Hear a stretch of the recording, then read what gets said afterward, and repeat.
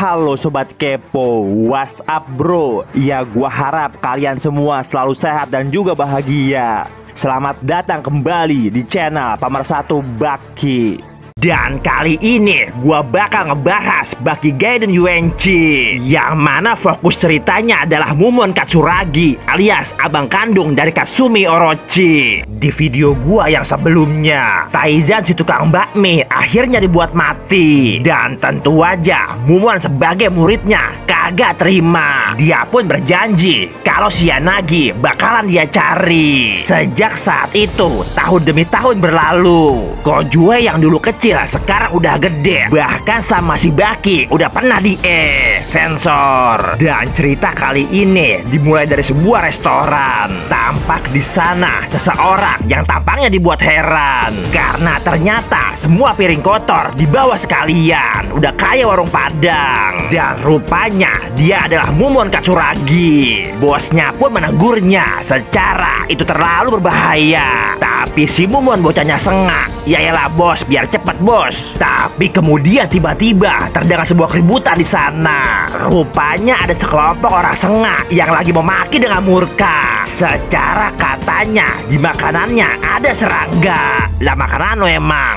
Dan lantaran ada bacotnya yang tinggi, semua yang mendengar langsung dibuat jijik. Tapi si pelayan cewek berkata dengan berani, sumpah dia yang naruh sendiri. Tuh orang gak terima, jangan sekate-kate loh. Tapi secara tiba-tiba Babam Gateng datang membela. Mumon pun langsung mengatakan kagak perlu pakai kekerasan. Si muka jadul dibuat murka, Mumon langsung mau dia timpa. Tapi dengan sekali bantingan tuh orang langsung dikalahkan. Si gendut kagak terima, dengan botol si Mumon langsung ditakol. Tapi luar biasa karena Mumon bisa menangkapnya. Si gendut langsung dibuat ngeri karena dia kira muka demaknya bakalan diberi. Tapi secara mengejutkan karena ternyata Mumon malah kasih tagihan. Tagihan lo nih, iya bang, si pelayan cewek langsung kelepek-kelepek. Secara kalau lo tampan maka lo aman. Bahkan si Mumon langsung diajak jalan. Tapi si Mumon langsung menolaknya karena katanya dia harus latihan. Dan cerita berganti. Di sebuah taman di malam hari, tampak si Mumon yang lagi latihan bela diri. 3,5 tahun sejak saat itu. Dan sejak saat itu juga Mumon selalu bekerja dengan keras. Dan malamnya dia juga berlatih dengan keras. Bahkan informasi tentang Yanagi terus dia cari. Dan Mumon juga menemukan kalau sama polisi si Yanagi juga lagi dicari. Karena ternyata sama Yanagi banyak polisi dibuat mati, Polkis dibuat hancur berantakan. Karena katanya Yanagi pengen mencari kekalahan. Korban pun kagak mengerti bela diri apa yang Yanagi miliki. Karena katanya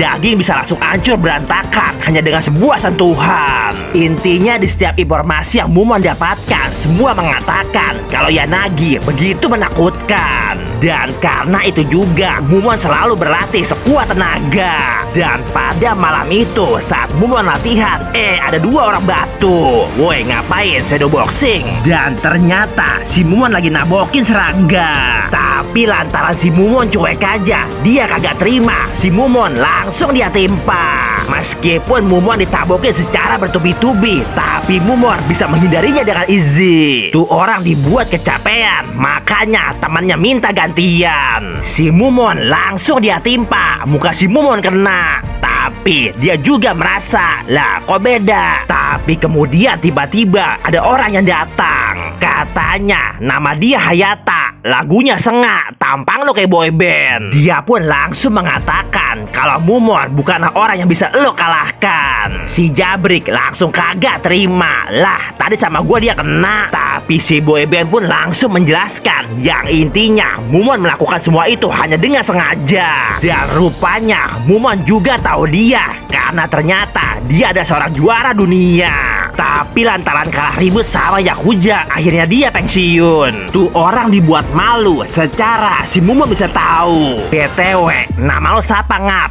Mumon Katsuragi. Dia pun langsung mengajak Mumon buat main ke tempatnya. Tempat apaan ngap? Tempat gym tinju bro. Dan ternyata nih orang 2 juga anggota di sana. Tapi Tapi Mumon gak tertarik sama sekali. Si boyband kagak nyerah. Gua bayar dah 2.000 sejam. Udah kayak PS2.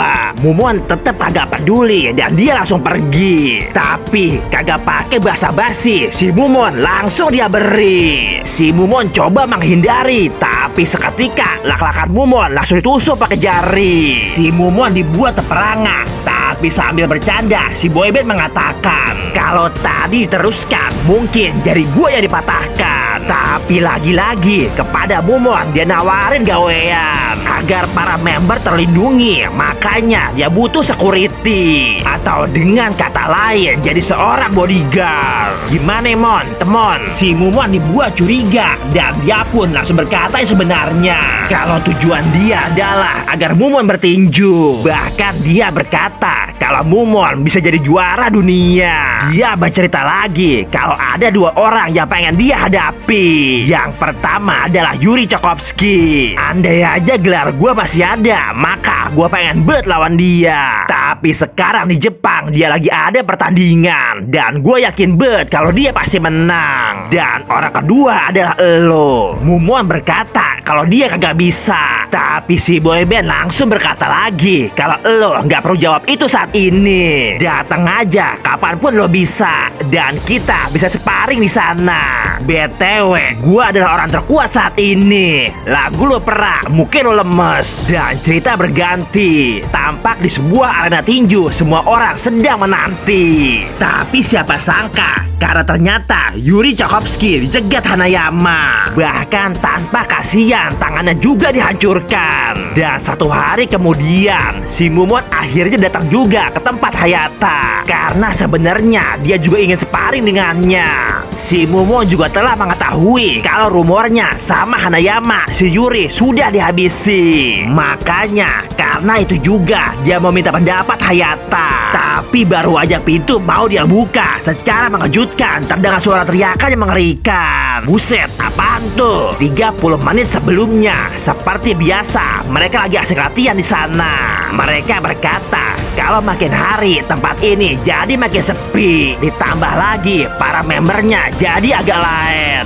Dan mereka juga bilang kalau ada sebuah pengembang yang pengen membangun kembali wilayah ini. Tapi tentu aja gua kagak menjualnya. Tapi kemudian tiba-tiba seorang botak datang dan langsung berkata kalau dia datang mau menantang mereka. Pintu langsung dia kunci. Bahkan dia berkata lagi, siapa aja yang lari bakal gue bikin mati. Katanya namanya adalah Jin Kano. Definisi nama sesuai sama muka. Dan katanya kedatangannya buat ngancurin Hayata. Si botak kagak tahu diri, sarung tinju langsung diambil sendiri. Bahkan dia berkata kalau ini gym udah gak seramai biasa.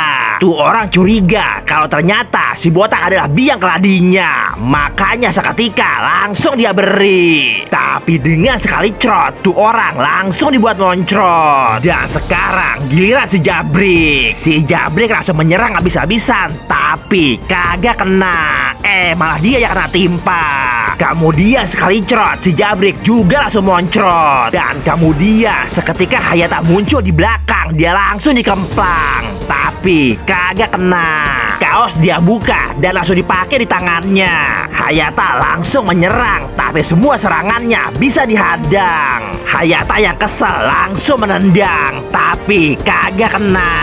Si botak ketawa, boxing apaan pakai kaki? Kemudian si botak langsung mengatakan kalau saatnya ribut tanpa aturan. Si botak langsung menyerang seketika. Crot, daging Hayata langsung dibuat melocot. Orang-orang langsung dibuat ngeri. Hayata yang kagak terima langsung ngeberi, tapi hasilnya malah tangannya yang kena. Si botak menyerang, Hayata dia tendang dengan cepat dan hasilnya langsung dibuat cacat. Pelatih langsung meminta berhenti. Bahkan dia berkata apa aja bakal gue beri termasuk tempat ini. Tapi kagak pakai kasihan, muka pelatih langsung dihantam. Crot, mukanya langsung melocot. Dan Hayata yang mencoba menolongnya malah langsung disiksa. Tanpa kasihan, Hayata semakin dia buat berantakan. Sampai-sampai dia dibuat jejeritan. teriakan. Dan akhirnya Muwon mengerti juga kalau suara itu berasal dari teriakan Hayata. Lalu siapakah si botak yang sebenarnya? Dan apakah Muwon bisa mengalahkannya? Ya, kita bikin asik aja di video gue yang selanjutnya.